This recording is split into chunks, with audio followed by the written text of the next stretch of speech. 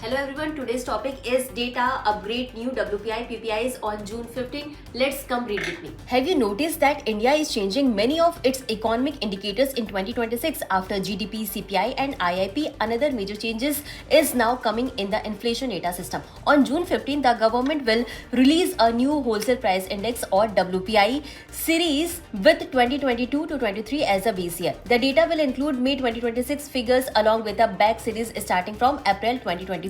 However, the bigger story is that this new WPI series may be discontinued by 2031. The government plans to gradually replace it with the producer price index or PPI, which will become the main measure of non-retail inflation. To understand why this matters, we must first understand the role of WPI. While the consumer price index or CPI measures inflation faced by household and is used by the RBI for monetary policy decision, WPI is widely used in long-term business contract. It helps companies adjust price in contracts involving raw materials, machinery and construction project. To facilitate this transition, the Finance Ministry's Department of Expenditure will issue a circular advising user that any new long-term contract extending beyond 2031 should begin using PPI instead of WPI. Along with the new WPI series, the government will also release 3 producer price indices. First is the monthly output PPI, which will be available from May 2026 along with a back series from April 2023. Second is the monthly input PPI for the manufacturing sector,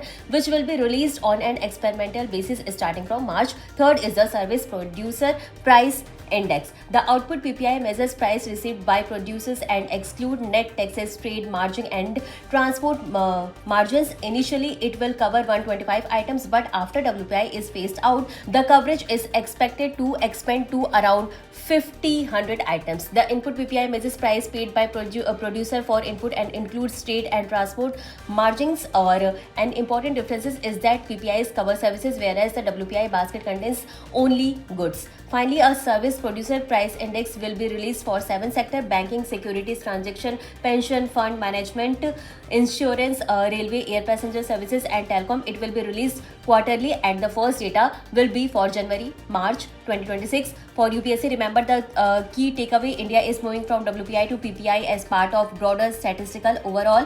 The objective is to make inflation measurement more comprehensive, include services aligned with global best practices and improve the accuracy of economic indicators such as GDP, and the topic is related to GS Paper 3 economy. Thank you for watching.